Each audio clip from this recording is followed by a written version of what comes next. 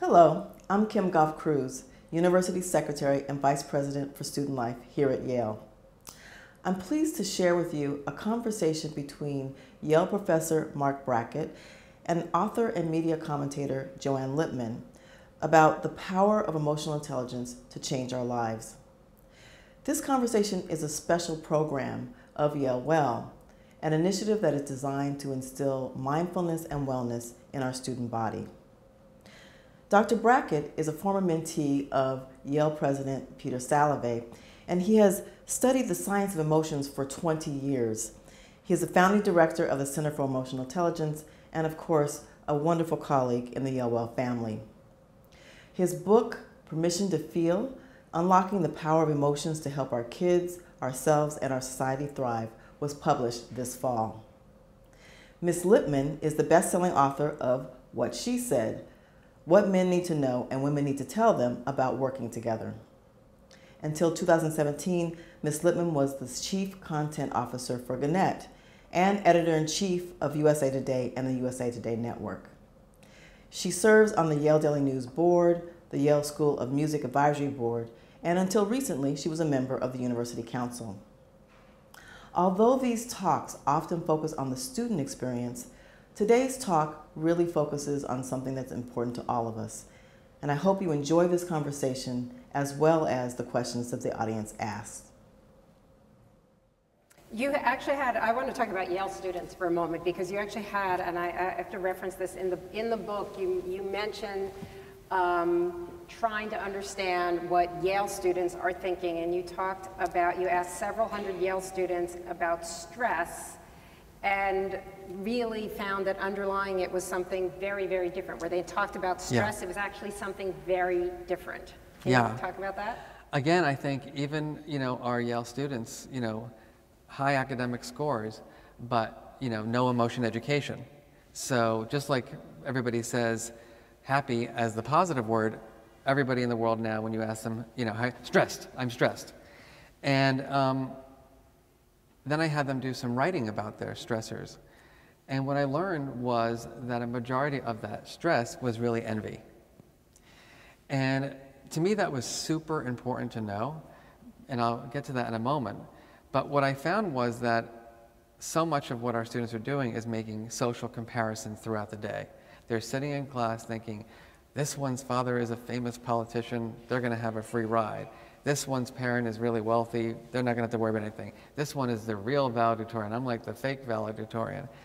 And then they're on social media 5 to 6 hours a day, looking at people who are doctoring up their photos, and they're just in constant, dissonance, in terms of the self from the portrayed self or from other people.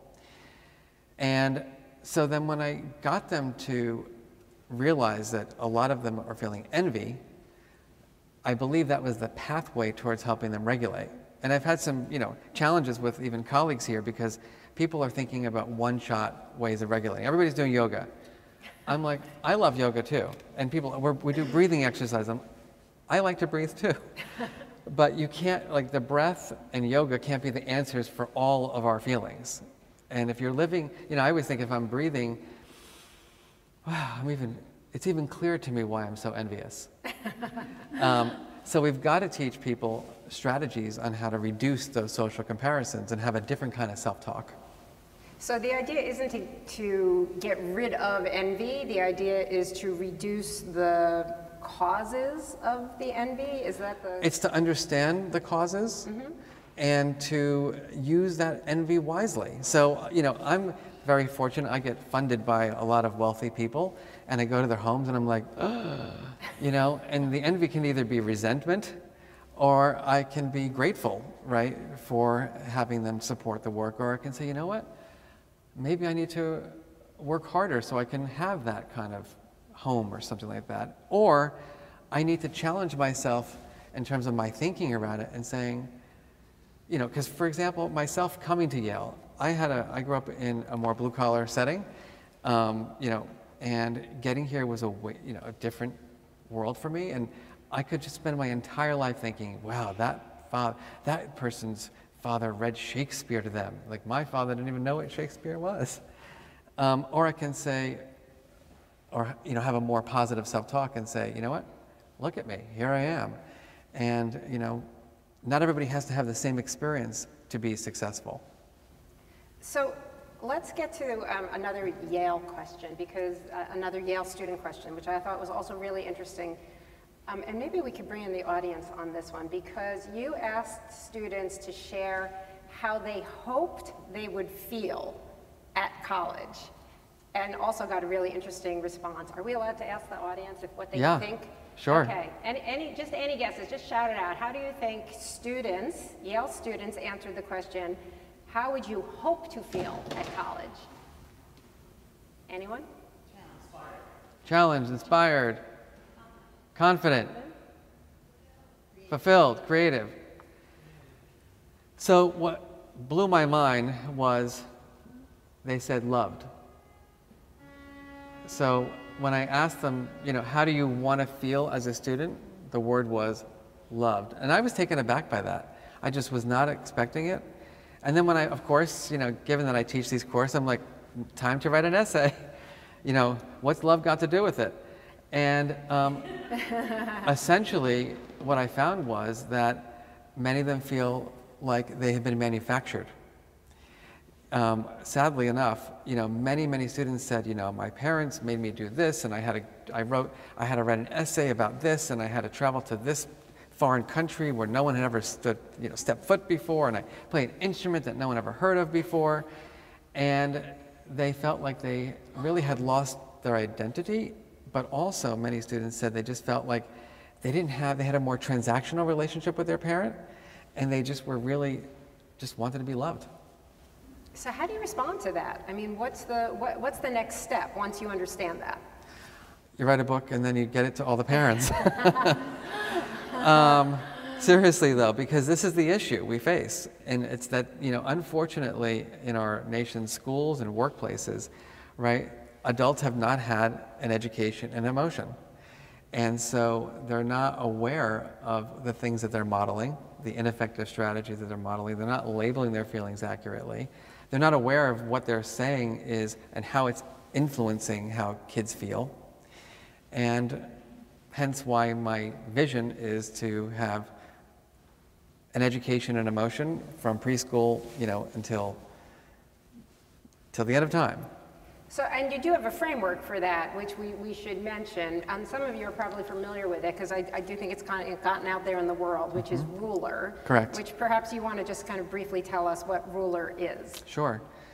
I think what's important to know about our work is that the first stage is really what we've been talking about, which is, do I believe in my, you know, heart that emotions matter? Or do I really believe that how people feel matters? And if that's a mindset issue. The second is, all right, so what are the skills? And we're very blessed that emotional intelligence was coined here at Yale with Peter and his colleague Jack Mayer, who was my doctoral advisor. And over the years, we've refined the theory and the skills, and now we have an acronym that we use, Ruler, to describe. The first is recognizing emotions in oneself and others, picking up on, like, how am I feeling? What's my body telling me? What's my mind saying? What am I appraising in the environment around me? The second is understanding emotion. So for example, anxiety is about uncertainty. Fear is about danger. When I was going up for tenure, I was completely stressed out. I had heartburn. I went to the doctor, and my doctor said, you know, here's your Prilosec and here's your Ativan. It's like, wait a minute, there has got to be a better way. And what I realized, even for my own self, was that I was not labeling my own emotions correctly. I was going in saying I was stressed. And the truth was, I really wasn't stressed. I was overwhelmed. And until I labeled my experience as being overwhelmed, like having too much on my plate and not having any breathing space, I wasn't regulating it properly. I wasn't leaving work at a certain time to get my exercise in. I wasn't giving myself the space that I needed. So that's the third skill, which is labeling. So we say the first three skills of recognizing, understanding, and labeling are the skills that help us build awareness of our own and other people's feelings. Like, what am I feeling? And you got to pick up on the body, the mind, the cause, and then label it. The last two skills, the E and the R, are what we do with our feelings, expressing them, regulating them. So expressing emotion has to do with knowing how and when to express your feelings with different people and different contexts, including culture. And then the last R is regulating, which is the big one. At the top of the emotional intelligence hierarchy is regulating, which is the strategies that I use to manage my own feelings, but also the strategies that I can help in co-regulating other people's feelings. Can we go back to a couple of these steps to the labeling? Because I do think if you don't label it correctly, you're never going to be able to get to the expressing and regulating it correctly. And it does seem like labeling seems to be a sticking point for a lot of people, for parents, for students. Yeah. Is there a way to sort of more accurately understand what our own emotions are so that we can label them properly? So maybe we have a slide, if we can jump to the next slide if possible. It should be a tool that we've built. My colleague David Caruso and I have built what's called the mood meter. And essentially the mood meter is at the heart of my book. And essentially every moment of our day, we are making appraisals. Like you walk into a room like this, like I'm looking at all of your facial expressions right now and I'm a little worried. It's like, more seriously, right? You're looking at people and you're saying, are they feeling comfortable? Are they feeling uncomfortable? When you walk in to give a presentation, like what am I feeling in my body right now? Do I feel overwhelmed? Do I feel comfortable? Do I feel like I want to approach? Do I want to avoid? We also look at our energy levels, like our activation levels. Do I feel like I can thrive in this space or do I feel completely depleted? That's the pleasantness and the energy on the mood meter. And then when we put those two things together, we get these 4 quadrants, the yellow, the red, the blue, and the green. And essentially, the goal of our work is first to take the complexity of your inner life and just project it out into emotion space. Am I in the yellow feeling high energy and pleasant? Am I in the green feeling pleasant but low in energy? Or am I in the red and the blue, meaning unpleasant with high or low energy? Then I say, all right, why? Well, I'm about to be on stage. Or whatever it might be. So what might be the feeling associated with that? Oh, I'm nervous, or I'm excited. And that's a process that in the beginning is quite slow, but once you get trained in our work, it becomes, automatic. You'd be amazed. You go to a 3rd grader, they're like, I'm not feeling happy, Sarah, I'm feeling ecstatic. Or I'm not feeling calm, I'm feeling tranquil, and sometimes peaceful. It's amazing how specific they get. And the 4 quadrants is what helps people to sort of figure out where they are. It takes all of that complexity, right? And it just says, all right, what's my body? Oh, my body's high in energy. All right. Am I pleasant or am I unpleasant? Unpleasant. Oh, I'm in the yellow. So then, why am I in the yellow? Oh, because I'm on stage talking about my work. That's exciting. It's just that simple process. And you have to give people the words. They have to learn the words. And that's obviously what I teach. And if you don't have the 4 quadrants with you, and by the way, some schools now, right, they've actually put the chart up there so students come in and they say, this is where I'm in the red today. Right? Yes, Ruler is the name of the approach Yep. to teaching emotional intelligence, or what's broadly called social and emotional learning. We're in 2,000 schools across the United States, 200 here in Connecticut, 350 in New York City and all over. You go into a Ruler school and there is a mood meter everywhere because people are using this as a way to build self-awareness, as a way to build their vocabulary, and importantly, as a way to help them manage their feelings. And also there's an app for that. There is. As always, right? There's a question that I know you get a lot, but I want to put it out there because I think probably everyone in this audience, whether you're a parent or a student, you have heard this, which is, we are living in a world full of young snowflakes, right? That they can't take stress and they can't take, for those of us who are older, we were much more resilient, right? And they should be too, right? That's the criticism that you often will hear. How do you respond to that? Well, firstly, I think if these who you're talking about are the children of those adults, like what did you do to create those kids, right? So I think that we have to realize that we are co-creating this world that everybody's living in. So that's just a really important piece, I think, to put out there. The second is that emotions are emotions, they're feelings. You can't judge them, they just exist. So we have to get at the root cause of these feelings. Like if everyone is anxious, it's time to look at it, Give you an example. We know from statistics that suicide rates have gone up by 28% over the last 20 years. That's not something to make fun of. That's something to say, wait a minute, we need to take a step back and what is the world that we have created for our children to grow up in? Anxiety, about 25% of our nation's adolescents have an anxiety disorder. Depression is the leading cause of disability worldwide. So to me, goes back to what I said earlier, is that these feelings are information. And is it about raising, children who are weak? Well, I don't think so. Maybe it's that we have not had the adequate emotion education as the adults raising these children, and we haven't taught children the strategies on how to make them have, or to support them.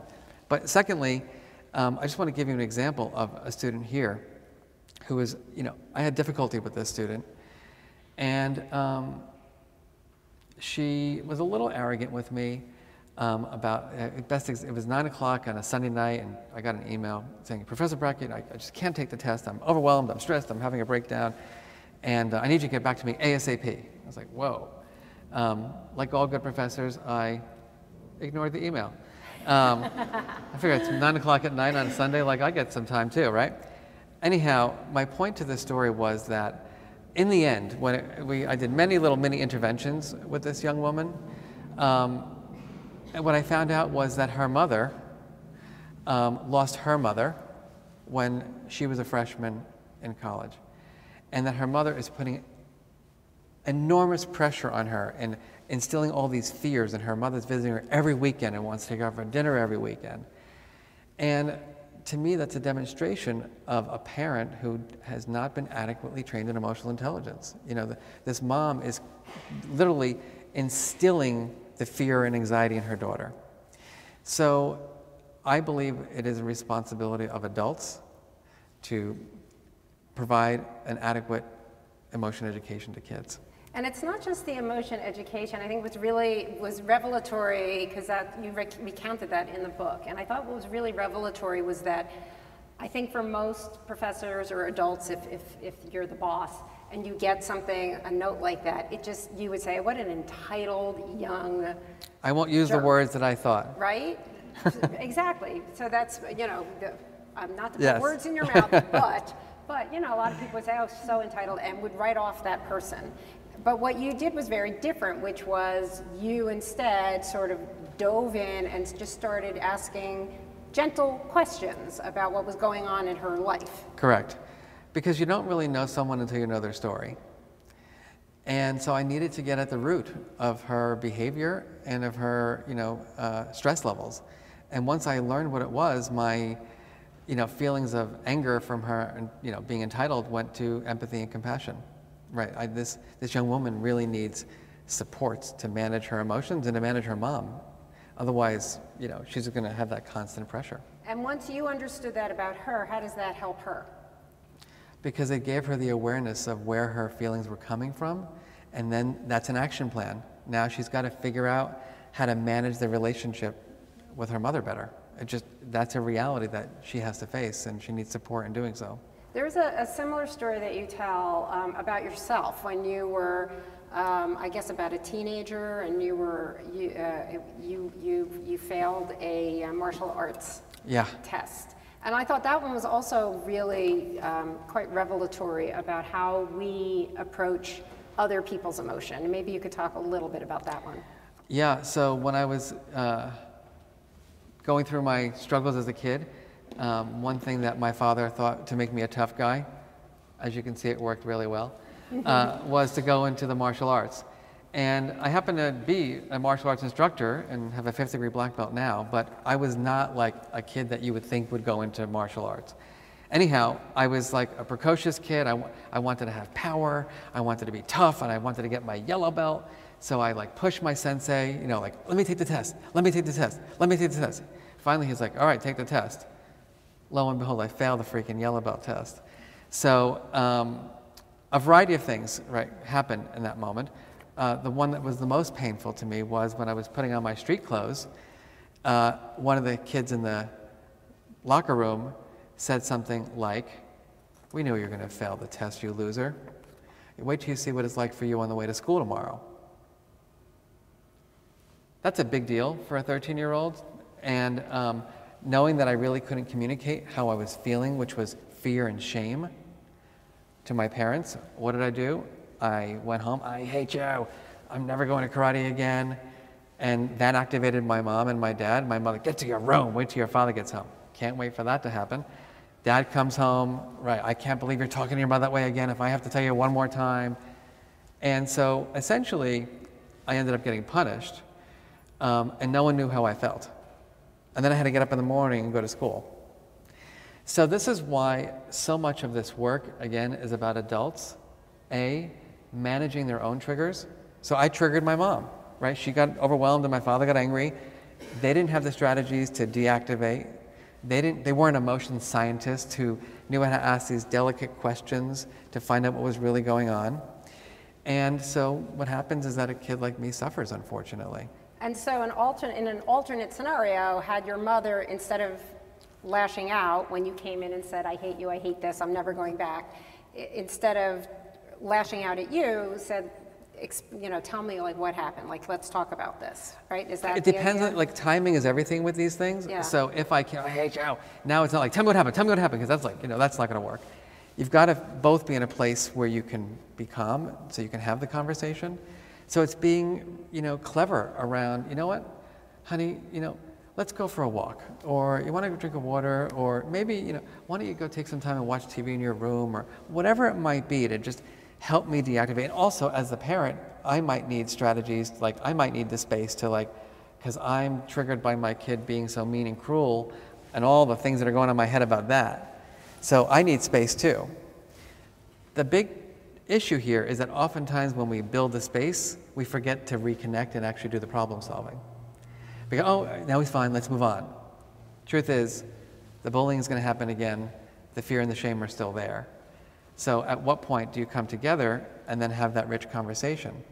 But I think what's important is that the adult has read this kind of information, because if my mom doesn't really understand how to ask the questions and doesn't herself have the language to understand the difference between fear and anxiety and shame and all these other emotions, then the stories that I'm sharing are not going to come together in a way that would help her support me in the best possible way.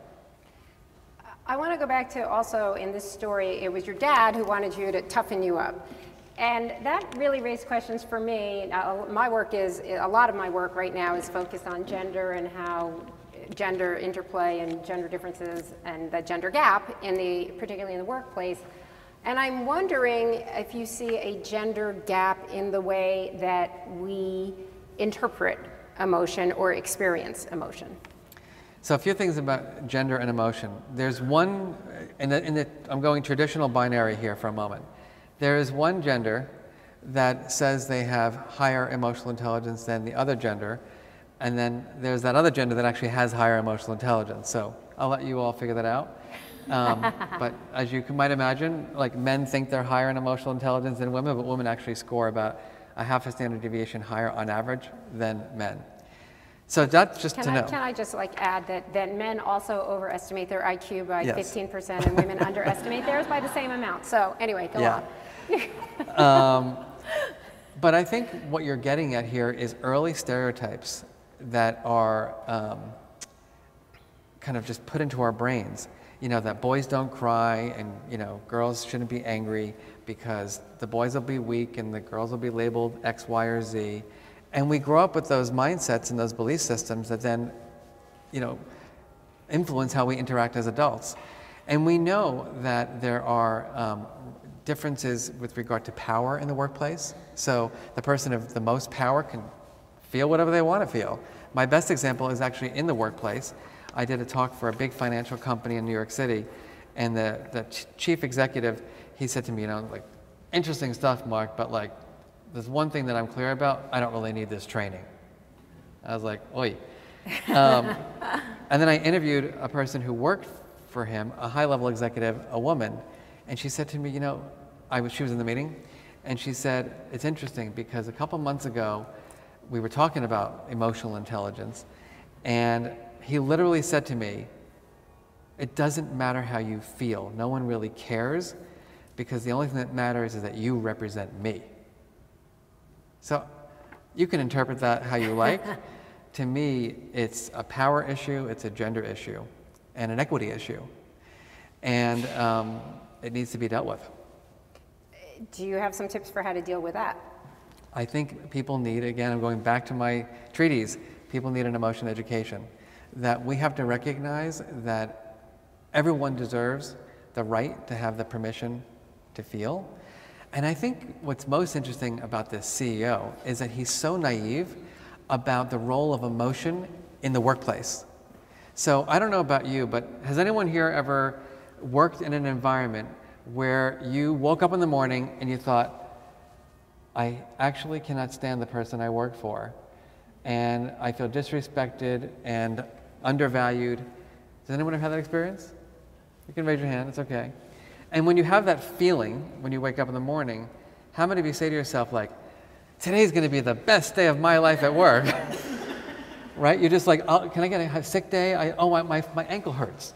You know, you'll do anything to avoid work, because literally you're predicting, you know, how you're going to feel. And if you think you're going to feel disrespected and, you know, unappreciated, you're not going to give your best. And actually, we did a big study this year with 15,000 people across the workplace, workforce, and what we found was that the emotional intelligence of supervisors actually was highly correlated with how people felt, with their intentions to leave their job, with their burnout rates, with their creativity. So I think that our CEOs and managers are naive if they don't think that how people feel matters. So I agree 100,000% with this. Actually, when I talk about gender issues in the workplace, I always say it's got to start with the CEO, because they need to understand that they're the ones who change the culture. It's not, they're the ones who create and can transform the culture. And you mentioned that about the workplace, you mentioned this about parents, about teachers. But let's talk a moment, if you're not that person, right? You have someone who's not emotionally intelligent, who is the parent or the boss, and you are the student or the child. What strategies can you suggest to help those people deal with that situation? You know, it's funny. A couple months ago, I was in a parking lot with a mom who was like a lunatic, you know, with her kid. And I just saw what was happening. And I was like, do I approach this, you know, hi, I'm the director of the Center for Emotional Intelligence. I really wanted to. And then I thought, but like, I just listened to this whole dialogue as they were going in to the store. And I thought to myself, what can I do to support this kid? And truthfully, I was thinking of writing a note like, run away now. Because I couldn't imagine, you know, like having that craziness every single day, you know, stop doing this, you know. And so I really think that it's going to take some time in our nation to get the adults to understand these things. Putting that aside, children deserve to be supported. That's just the way it is. Like, you can't tell a 5-year-old. Here's an example. I was in a school recently, and the teacher said, well, I just leave my feelings at the door. It's like, I'm not sure that's really possible. Another teacher here in Connecticut said, well, I'm just going to, you know, this is not really a training for me, so I'm just going to stare at the clock all day. And I was like, are you kidding me? So now to imagine now a real experience. I was in New York City. A preschooler, I was in a preschool. He came into school hysterical, crying. And what I learned from the school psychologist was that what that boy experienced that morning was the following. Parents are going through a divorce. The father went into the son's room and said, your mommy loves someone else, and you're going to have a different daddy. That was the reality of this 4-year-old. He's being dropped off at school by the nanny, and all of a sudden now, am I supposed to tell this little 4-year-old, like, put your feelings in a box outside the door, you know, stare at the clock all day? So while the parents in this situation, you know, are doing harm, in my opinion, the good news is the brain is plastic. It is, you know, it can be, you know, developed through other caring adults. and why we spend so much of our work in schools, right? Because if we can train teachers on how to do this work and have a mood meter and have other tools to support children in learning the words and developing the strategies and feel like they have a caring and loving adult, at least it will help a little bit until we get to all those parents. So let me give you a situation. This may or may not be hypothetical, and it may or may not have happened to me with one of my children. So what do you do if a child has, and I'd like this from both sides, a child, not a 4-year-old, but you know, like a teenager or a college student, is had just a dreadful day, just a really horrible day, and they come back, they're totally stressed, and they want to scream and yell and talk about it. And they do want to talk about it, but they're kind of hysterical and venting about it. And the parent, as the parent, you're trying to calm them, right? So now this is, I think, has probably happened to some other people, right? So how does both the parent and the child regulate themselves so that they recognize what the emotions are and so that it doesn't escalate? Yeah. Well, one of the things that we have in our center is a tool that we call the meta moment. And it's one of our, besides the mood meter, the meta moment is a tool to help you build the space between that trigger and that typical kind of ineffective or unhelpful response. And in that space, what we say is you have to do a number of things. One is you've got to doesn't matter if you know how you feel, like maybe you're just completely overwhelmed, you got to pause and you got to take that breath.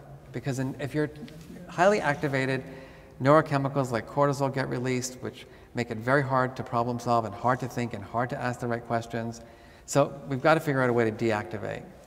The second, which is a really cool piece of our work, is seeing your best self. So if I were to ask you right now, I'm putting you on the spot, as a mom, my best self has these qualities. What would those qualities be?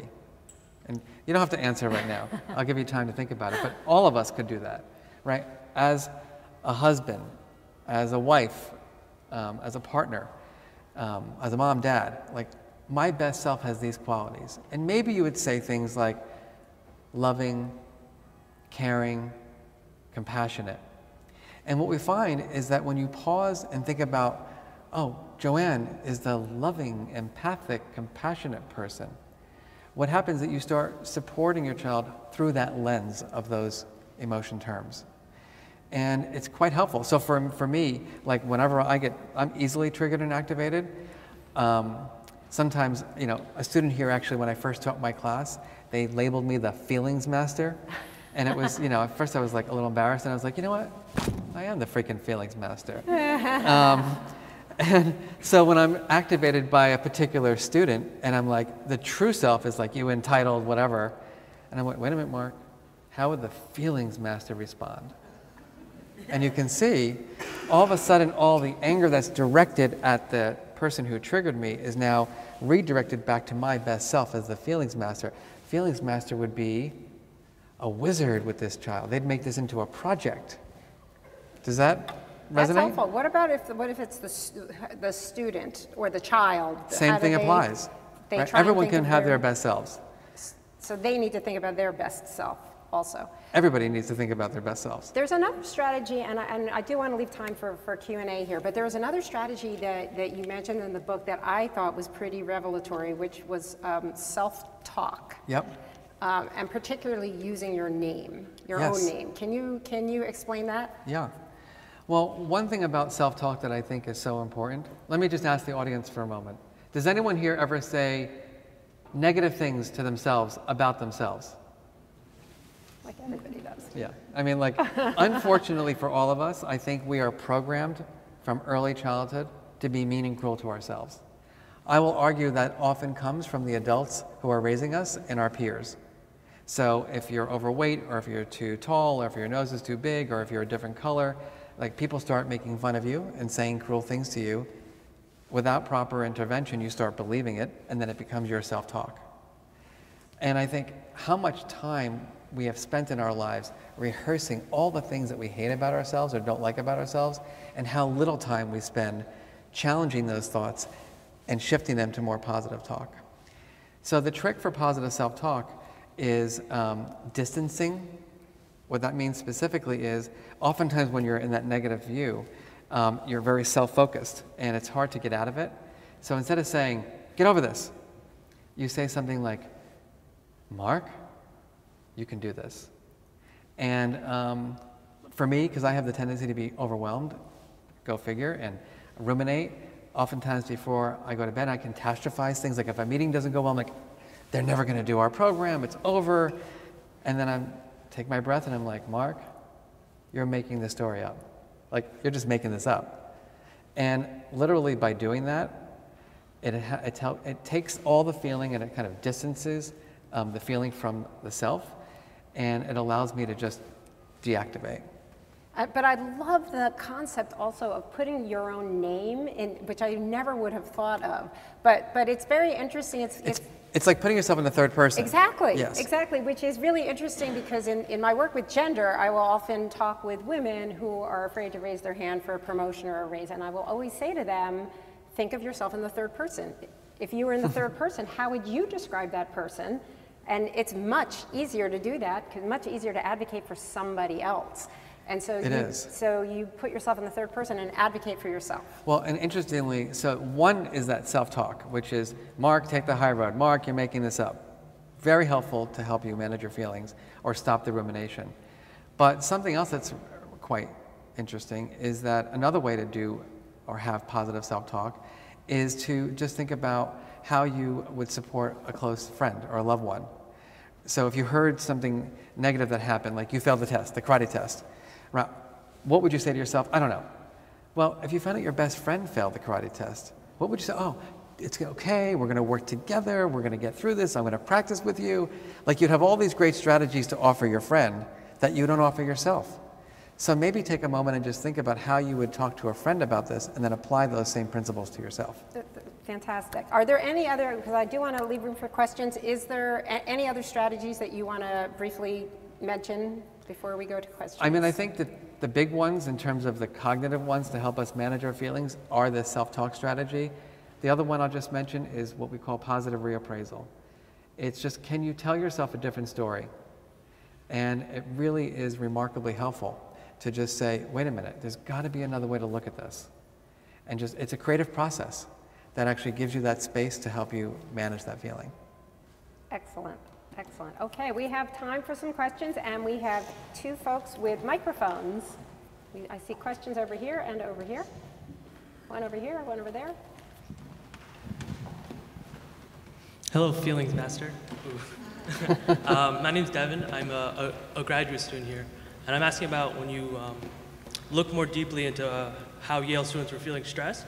I wonder why you ascribed envy to it, which I think is a more active word. You know, people are envious as opposed to you know, self-doubt or insecure, which is more of a passive feeling. How did you pick envy over insecurity? Because, again, it's about understanding the nuance of what feelings are about. So, for example, jealousy, we always play around with, in my book and in our work, we talk about jealousy and envy. So people confuse those two a lot. Jealousy is a relationship-driven emotion, right? Someone looks at your significant other, and your significant other gives them a little twinkle, right? You're feeling jealous, you know, that you may lose your significant other to that person. Envious is really wanting what someone else has. And what I found in my research here is that a lot of our students, unfortunately, are just making these endless social comparisons. They're wanting, you know, if only I had a father who was a politician so I can get the job in DC. If only my parent were a zillionaire, then I wouldn't have to worry about this. If only this. So it's that social comparison that really helps us understand that it's envy. Hi, Mark. I just was wondering if you could maybe elaborate on, you talked about that situation with the CEO who kind of felt like emotional intelligence was just not something that he needed in his life. As an emotionally intelligent person, how do you encourage people who are a bit cynical about this whole concept to maybe think that there is some benefit to their life?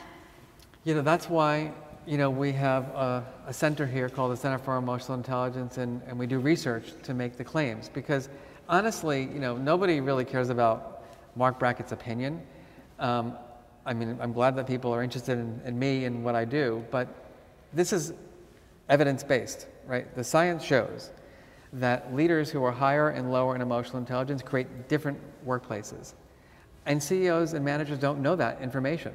They don't know that emotions drive how people attend to things. They don't understand that emotions affect the decision-making process, that they affect relationships and mental health and creativity. And I think once people really understand it, and it's no longer the professor's opinion, but it's hard fact, we're going to get people, to get on our bus. Question over here.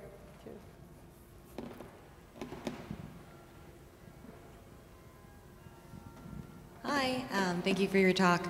I love the idea of thinking through the lens of your best self, but is there a danger of over-regulating, oh, this is how I should behave? So, yeah, the danger of that. It's a really important thing to distinguish, which is, and my colleague Robin, who's not here today, would talk about this in terms of being gaslighted, right? Where you start changing your behavior to acquiesce. That's, you have to be a scientist around your strategies. So if your reappraisals are, if let's say you're in a relationship and someone says, you're kind of sensitive, and you don't really believe you are, but then you start reappraising and saying, well, maybe I am too sensitive. That's being the self-saboteur, right? You're not really objectively looking at the situation and saying, actually, I'm not too sensitive. Like, you're not being kind. So with all of our work, it's not just about using the strategy. You have to evaluate those strategies to make sure that they're actually helpful to you and supporting you in terms of dealing with your feelings effectively. Hello, thank you. My name is Chris. Really enjoyed the talk. I'm looking forward to reading the book. So my question, I have two questions. First question is, what safeguards do you imagine implementing to prevent this from turning into a therapy? Let's say you're trying to help others in this type of way of thinking, this structure, this framework. How much training is required to make sure that you're doing this correctly, and are there safeguards for it from coming construed as therapy? That's the first question. The second question is, you mentioned a few times during the talk about how you were kind of predisposed to certain emotions. I wonder, is that a tribute to a certain personality? So do you believe that personality is also kind of on top of this grid, and some people are predisposed to certain aspects of the grid? Thank you.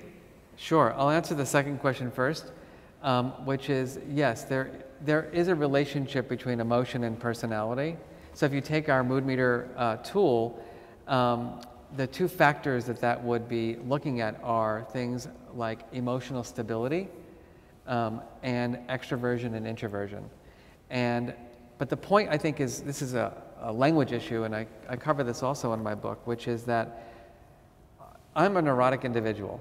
I worry about everything. I worry about why I worry. I even worry about why I worry about why I worry.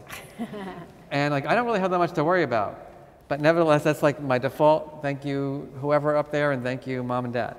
And for years, I thought my personality was my emotional intelligence. And I realized it's completely different. One is your proclivity towards experiencing strong emotions. And what emotional intelligence is what you do with those feelings. Now, yes, given that my personality is more neurotic, I may have a greater tendency on a daily basis to experience fear or anxiety or worry. But I really think it's critically important for people to recognize that personality does not drive it's not even correlated with emotional intelligence. You have to learn the skills. If I heard it's hard to hear up here actually, but your first question was about when do you teach this and how do you differentiate it from therapy? Yeah. If I had it my way, we would start in the womb. Just to be truthful, it's like, let's start people as early as possible, and because what we know from research is that how parents feel during the process of pregnancy actually does influence the fetus. That's why we need to make sure parents have these skills and understand them. Our work in schools begins in preschool, kind of where language can take place. So we start with 3-year-olds, and we go all the way up until high school, and now in collaboration with Kim and our dean, we're looking at offering these tools and strategies to our undergraduate population, obviously the workplace. I think what's really important to know about emotional intelligence that's very different from cognitive intelligence is that, you know, most of our lives in academia have a criterion of correctness. You know, you have to get the A means you got the answer correct, meaning 3 + 3 = 6, or whatever calculation. With emotions, it doesn't work that way. There's no correct feeling, and there's no correct strategy. It's what strategy works for me, given my background, given my gender, given my culture, to support me in having greater well-being, better relationships, and whatever goals and dreams I have for myself. And so that means that as educators, we have to be scientists that are helping children explore and practice strategies to find which ones work best for them, and then, you know, refine those over time. And sometimes they'll work, and then you say to yourself, gosh, my positive self-talk didn't work today. Well, maybe you need to call a friend, or maybe you need a break, or maybe you need to just go to the movies. So there's a lot more flexibility with emotion regulation, and a lot more exploration that needs to take place. Question in the back.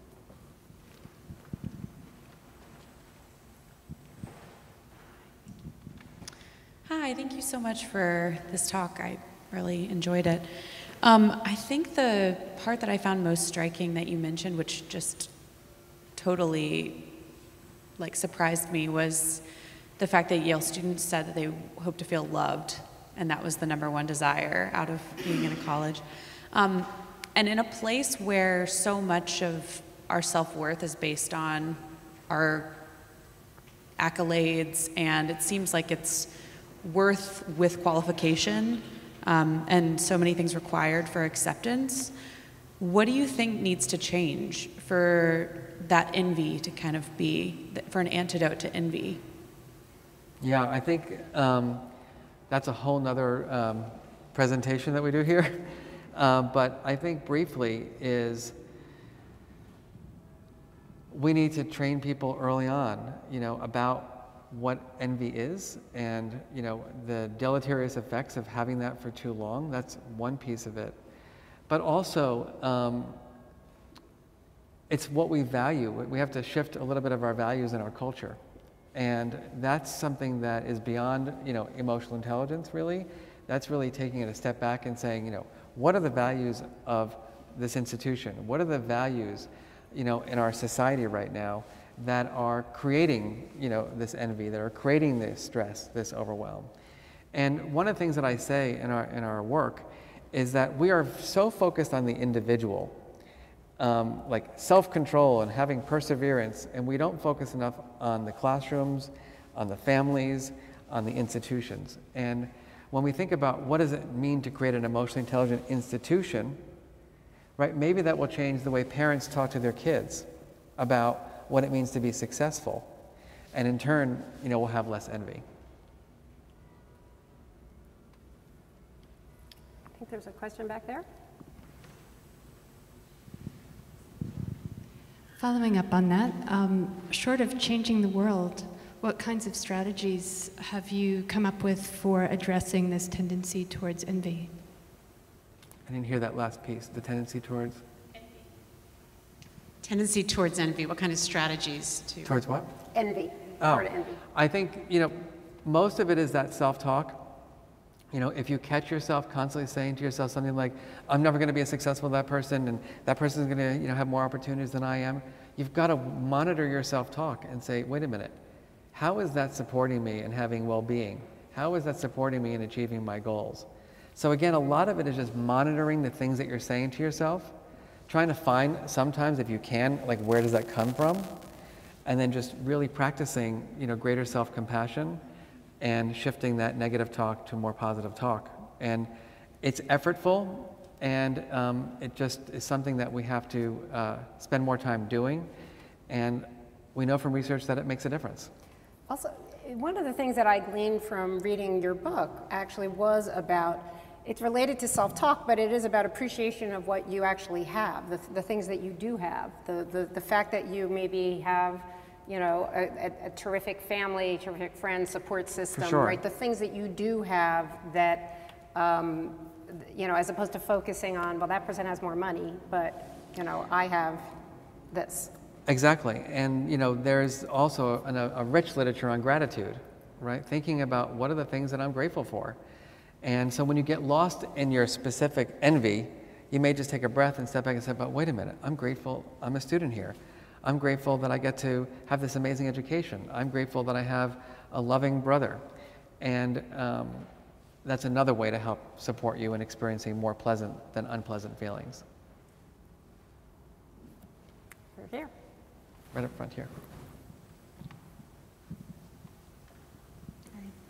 Thank you. So just building off the question that you raised, which is what does it mean to create an emotionally intelligent institution?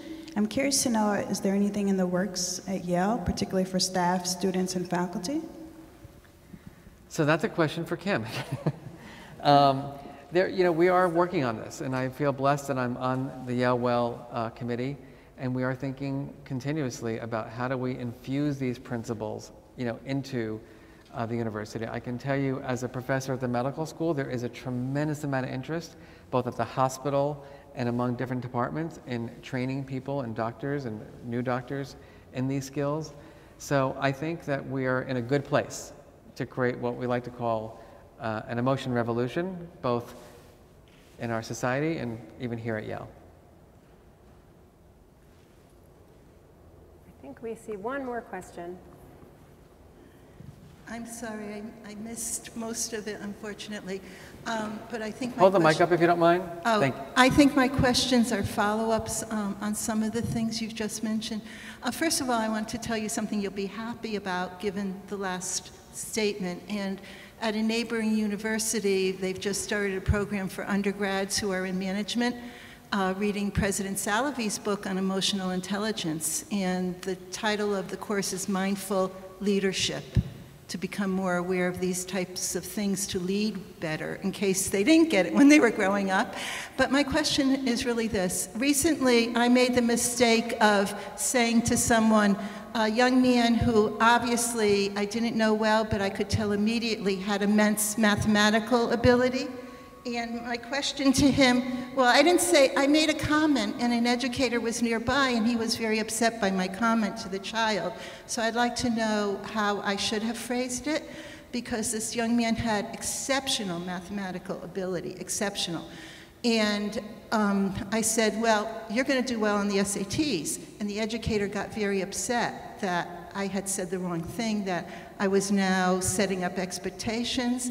But instead, what I was trying to do was show that I could recognize his ability and that he could use this ability however he wanted. So what would have been the correct thing to say? So I'm not going to be like your, the person that tells you the correct thing to say. But what I'll tell you is that the way we phrase things to children and our friends and colleagues can have what you might call a fixed mindset or a growth mindset. A fixed mindset way of saying things is that you're going to be fine, you're perfect, great job. Whereas when you praise or when you give feedback that focuses on learning goals as opposed to performance goals, oftentimes people will work harder to strive for that. So what I would say is that you want to stay away from fixed things like you're going to do great, and say, I really am blown away by how much effort you've put in to studying and practicing for this. And what we find is that that makes a difference. Oh, we have one more question. So I know you mentioned that the program really starts with kids that are as young as 3 years old, but I'm wondering, are there any strategies for kids that may be younger, or for parents of children that are younger than 3 years old, things that we can do or think about as our kids are growing up? Yeah, so when I said that we start early, doesn't mean that we only start early. Ruler, which is our evidence-based approach to social and emotional learning, is a preschool to high school approach. And there are some schools that start in high school and some districts that start in middle or elementary school. You can start anywhere because, right, these are a set of skills that anybody can learn at any age. And that's important to know. So that's just something critical. What I want to also say is that what we've learned over the years, just to go back to our way of doing this work, my uncle and I failed pretty badly because we wanted to put a program in a school. And what we now realize is that it's not about putting a program into a school, it's about literally infusing the principles of emotional intelligence into the way leaders lead, the way teachers teach, the way students learn, and the way parents parent. And so the question is, as a parent, like, what is your role and responsibility to support your child's healthy emotional development? And that's what I write about in my book, and that's what we have in our families program, our approach for schools. Step one, and maybe this can be our last point, which is you have to just be the role model. You've got to monitor as a mom, like, what does your self-talk sound like to your child? Remember, your kids are listening to you, your kids are watching you, and they're learning from you. Are you that role model? Are you taking that breath? Are you using that positive self-talk? The second is, does your child believe that you have given them the permission to feel? Do they believe in their heart that you really believe that all their feelings are valuable and that you're not judging them for being shameful or fearful or anxious or whatever the case is? And then the third piece is, do you work as an emotion scientist, with your child? Do you help them really understand their feelings, their causes? Do you validate those experiences? And then do you work with them to help them think about solutions? And they're going to try those strategies, and some will work, some won't work. And it doesn't mean you're a loser or a failure when your strategy doesn't work. It just means you either have to try it more or you need to try a different one. Oh, it's an inspiring way to end. Would you join me in thanking our colleagues for this talk? Thank you. Thank you. Yes.